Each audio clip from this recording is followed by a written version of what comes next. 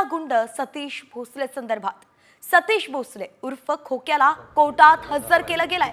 जिल्हा रुग्णालयात सतीश भोसलेची वैद्यकीय तपासणी करण्यात आली आहे आणि त्याआधी शिरूर पोलीस स्टेशनमध्ये ओळख परेड सुद्धा करण्यात आली। पोलिसांनी खोक्याचा मोबाईलही जप्त केलाय। सतीश भोसलेला सकाळी प्रयागराजमधून छत्रपती संभाजीनगरला आणलं गेलं आणि त्यानंतर बीडमध्ये दाखल करण्यात आले। तरुणाला अमानुष मारहाण प्रकरणी खोक्या उर्फ सतीश भोसलेला प्रयागराजमध्ये अटक करण्यात आली होती।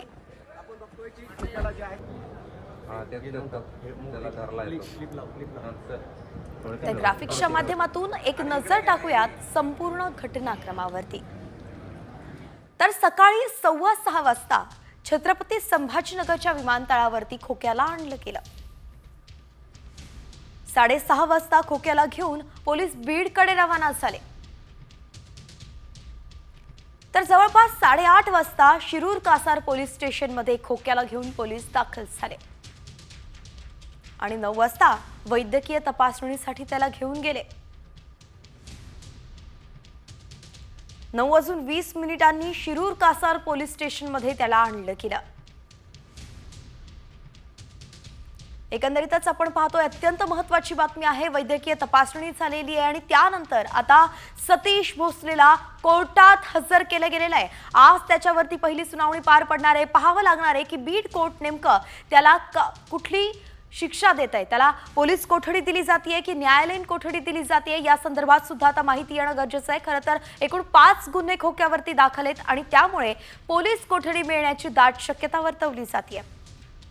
योगेश काशीद आपले प्रतिनिधी आपल्यासोबत जोडले गेलेत। योगेश, आपण पाहतोय खोक्याला कोर्टात हजर केलं गेलंय। सुनावणीत नेमकं काय काय चालू आहे आणि पोलीस कोठडी मिळू शकते का?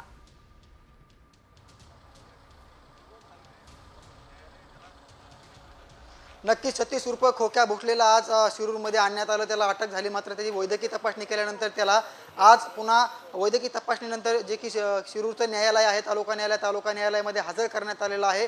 आणि याच दरम्यान सुनावणी दरम्यान नेमकी सतीश भोसलेला किती दिवसाची पोलीस कोठडी मिळते हे देखील पाहणं महत्त्वाचं असणार आहे। मात्र सतीश भोसलेच्या अडचणीमध्ये मोठी वाढ होताना पाहायला मिळते, कारण सतीश भोसलेवरती अनेक गुन्हे दाखल असल्यामुळे त्याला तडीपारीचा देखील प्रस्ताव जिल्हा पोलीस अधीक्षकांनी मंजूर केलेला आहे। आणि आता सतीश भोसलेला याच जे की दिवाणी न्यायालय आहे, फौजदारी न्यायालय आहे, शिरूरच्या कासार न्यायालयामध्ये त्याला आज आणण्यात आलेलं आहे। आणि आज जी की प्रोसिजर असते, जी की सुनावणी आहे, जे की युक्तिवाद आहे, दोन्ही वकिलांमध्ये होणार आहे। सतीश भोसलेचे वकील देखील या ठिकाणी हजर झालेले आहेत आणि त्याचबरोबर सरकारी पक्षाचे देखील वकील हजर झालेले आहेत। या सुनावणी दरम्यान नक्कीच सतीश भोसलेला किती दिवसाची पोलीस कोठडी मिळते हे देखील पाहणं महत्त्वाचं असणार आहे। मात्र जे की पोलीस फौज फाटा मोठा इथे तैनात करण्यात आलेला आहे। सुरक्षेच्या कारणास्तव पत्रकारांना देखील आतमध्ये सोडण्यात आलेलं नाही असं देखील त्यांनी सांगितलेलं आहे।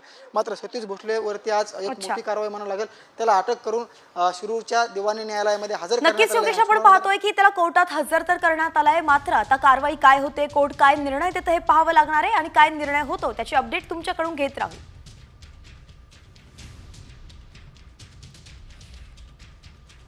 आणि यानंतर आता आपण वळतोय न्यूज पॉइंट 20 कडे। राजकीय बातम्यांचा वेगवान आढावा घेऊयात। खोक्याच्या गुन्ह्यांची शिक्षा आम्हाला का असा सवालच सतीश भोसलेच्या बहिणीनं विचारलाय। तर घर पेटवून आम्हाला मारहाण करण्यात आली असं म्हणत भोसलेवरती कारवाई करा अशी मागणीच बहिणीनं केली आहे।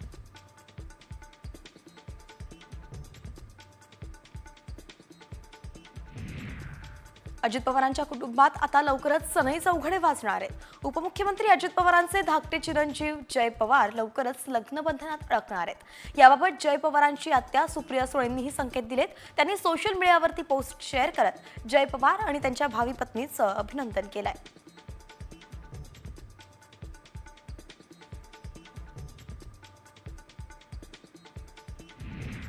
एकनाथ शिंदेंनी आपल्या नातवासोबत होळी खेळली आहे। यावेळी आजोबांनी नातवाला शुभेच्छा दिल्या तर नातवाने आनंद साजरा केला।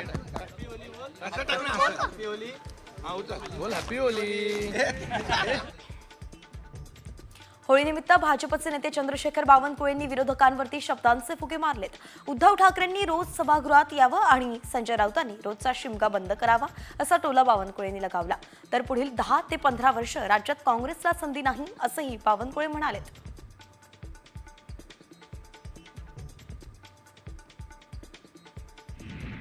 राज्याचे उद्योगमंत्री उदय सामंतांनी आपल्या गावी शिमगोत्सवाला हजेरी लावत ढोल वाजवलाय।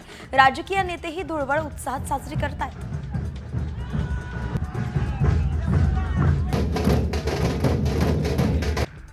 रत्नागिरीमध्ये ठाकरे गटाचे आमदार भास्कर जाधवांनी ढोल सनईच्या ठेक्यावरती तल्लीन होत पालखी नाचवली आहे. भास्कर जाधवांनी चिपळूणच्या आपल्या गावी ग्रामदेवता श्री शारदा देवीची पालखी खांद्यावरती घेऊन नाचवली.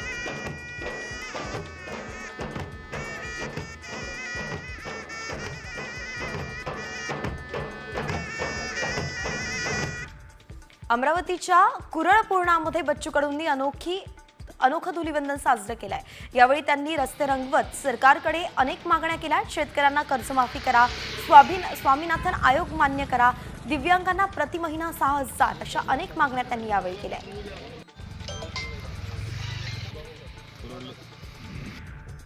बुरा न मानो होली है, कुछ बातें समझना जरूरी है असं म्हणत भाजप नेत्या चित्रा वाघ यांनी महाविकास आघाडीवरती राजकीय शब्दांची पिचकारी मारली आहे. तर ठाकरे गटाच्या नेत्या सुषमा अंधारेंनीही चित्रा वाघ यांना तोडीस तोड उत्तर दिलंय.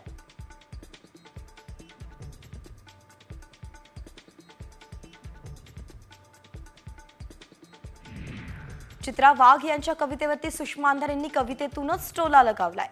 चित्रातला वाघ मांजरीपेक्षाही भित्रा आहे असा चिमटा त्यांनी घेतलाय.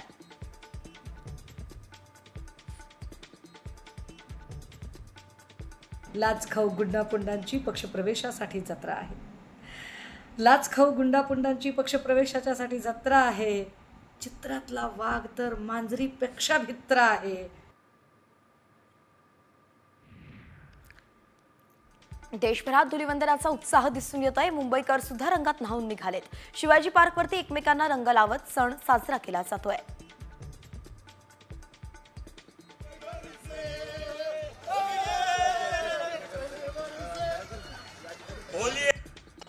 नागपूरमध्ये रंगपंचमीला तरुणांमध्ये उत्साह दिसून आलाय. त्यांनी एकमेकांना रंग लावत हा सण साजरा केलाय.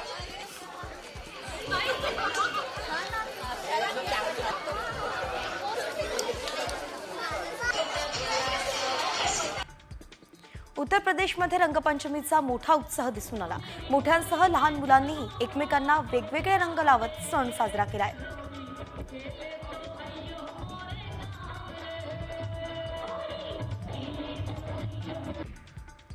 देहरादूनमध्ये लहान मुलांनी होळीनिमित्त पारंपरिक वेशभूषा केली. नटून थटून मुलं उत्साहात स्नेह मिलनासाठी जमली होती आणि वेगळ्या पद्धतीनं हा सण साजरा केला.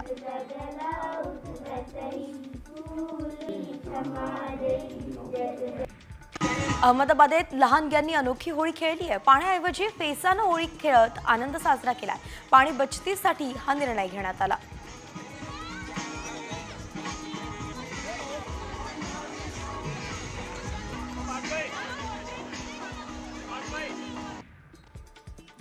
धुलीवंदनाच्या दिवशी पुणे पोलिसांनी तगडा बंदोबस्त ठेवलाय. ड्रंक अँड ड्राईव्हची मोहीम हाती घेतलेली असून तब्बल 80 पथकं शहरातील चौकात तैनात करण्यात आली आहेत. सकाळी 11 वाजल्यापासून रात्री 1:30 वाजेपर्यंत नाकाबंदी असणार आहे आणि त्यामुळे होळी साजरी करताना मद्यप्राशन करणाऱ्या चालकांवरती पोलिसांकडून कारवाईचा बडगा उगारला जाणार आहे. बोदवड रेल्वे स्थानकावरती मुंबई अमरावती एक्सप्रेसचा मोठा अपघात झालाय. धान्यानं भरलेला ट्रक रेल्वे फाटक तोडून ट्रॅकवरती आल्यानं रेल्वेनं ट्रकला धडक दिली आणि दरम्यान अपघातात जीवितहानी मात्र झाली नाहीये.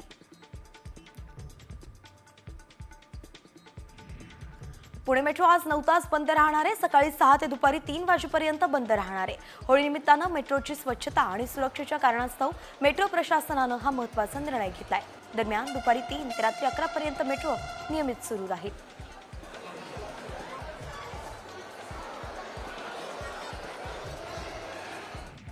धुळवडीच्या निमित्तानं नागपूर शहरात 4,000 पोलिसांचा बंदोबस्त तैनात करण्यात आलाय. दारू पिऊन वाहन चालवणाऱ्यांवरती कडक कारवाई केली जाणार आहे. रंग खेळताना कायदा आणि सुव्यवस्थेचा भंग होणार नाही याची खबरदारी घेण्याचं आवाहन पोलिसांनी केलंय.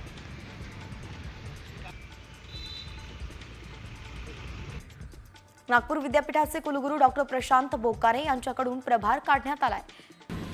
आता राष्ट्रसंत तुकडोजी महाराज नागपूर विद्यापीठाचा कुलगुरुपदाचा प्रभार अपर विभागीय आयुक्त डॉक्टर माधवी खोडे चौरे यांच्याकडे सोपवण्यात आलाय.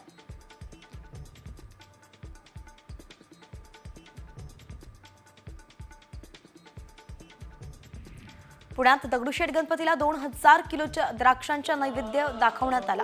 काळ्या आणि हिरव्या द्राक्षांनी मंदिराचा गाभारा सजवण्यात आला आणि यावेळी नाशिकमधील सह्याद्री फार्म कंपनी निर्यातक्षम आणि रसायनविरहित द्राक्षांची आरास करण्यात आली. ती बघण्यासाठी भाविकांनी मंदिरात मोठी गर्दी केली होती.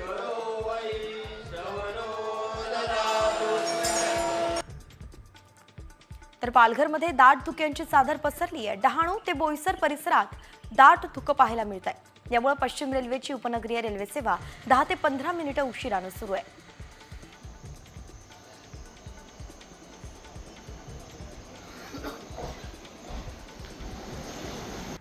रत्नागिरी जिल्ह्याचं तापमान 38 डिग्रीवरती गेलंय. मात्र सकाळच्या वेळेत दाट धुक्यांची चादर पाहायला मिळते आणि त्यामुळे वातावरणात काहीसा गारवाही निर्माण झालाय. मात्र या वातावरणाचा फटका आंब्याला बसण्याचीही शक्यता आहे.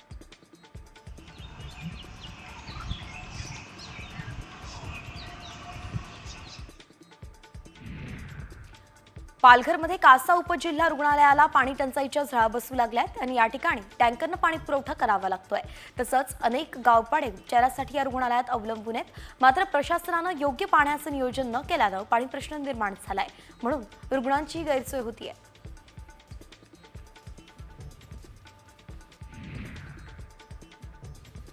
वाशिममध्ये बेशिस्त वाहन चालकांवरती पोलिसांनी कारवाई केली आहे. धुळवडीच्या उत्साहात अनेक दुचाकी चालकांनी वाहतुकीचे नियम धाब्यावरती बसवलेत, म्हणून नागरिकांना नाहक त्रासही सहन करावा लागतोय.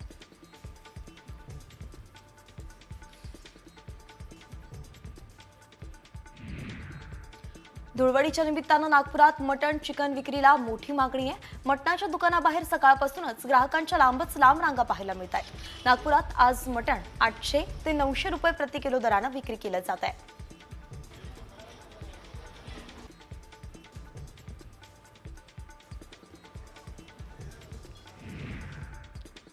पुण्यातील मुंढवा परिसरात गुन्हे शाखेच्या अंमली पदार्थ विरोधी पथकानं कारवाई केली आहे. यावेळी त्यांनी 17 लाखांचा गांजा जप्त केलाय आणि याच प्रकरणी पोलिसांनी 2 आरोपींना ताब्यात घेतलंय. चौकशीत त्यांनी गांजा विकण्यासाठी आणल्याची माहिती समोर आली आहे. मध्य प्रदेशातून नागपुरात एमडीची तस्करी करणाऱ्या 3घांना अटक झाली आहे. गुन्हे शाखेच्या अंमली पदार्थ विरोधी पथकानं ही कारवाई केली आहे. 10 लाख रुपये किमतीची 106 ग्रॅम एमडी पावडर जप्त करण्यात आली आहे.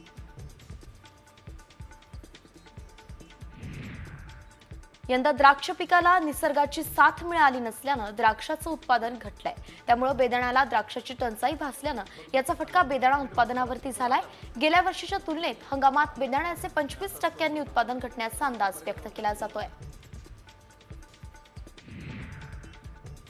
बारामतीत बाजारात चिंचेला 8,300 तर फोडलेल्या चिंचेला 12,000 प्रति क्विंटल विक्रमी बाजारभाव मिळालाय. चालू हंगामातील चिंचेची 8,500 पोत्यांची आवक झाली आहे आणि यावर्षी चिंचेचं उत्पादन घटल्यानं चिंचेला सोन्याची झळाळी आली आहे.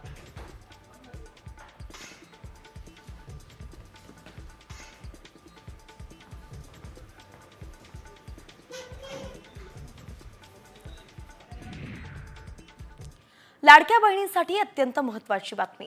लाडक्या बहिणींना अर्थसंकल्पीय अधिवेशनामध्ये 2100 रुपये देऊ अशी विधानं सत्ताधारी नेते करत होते. पण अर्थसंकल्प जाहीर झाला आणि लाडकींना 2100च्या आशाच मावळल्यात. बरं, इतकंच नाही तर लाडकींसाठी निधी सुद्धा अपुरा देण्यात आलाय. म्हणून आता 53 लाख लाडकींना कात्री लागू शकते. लाडक्या का पात्र होणार आहेत, पाहूयात या संदर्भातलाच हा रिपोर्ट. 53 लाख लाडक्या ठरणार अपात्र.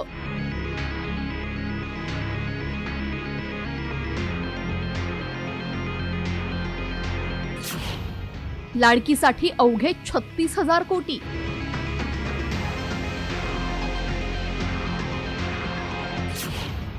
लाडकीसाठी निधी तोकडा.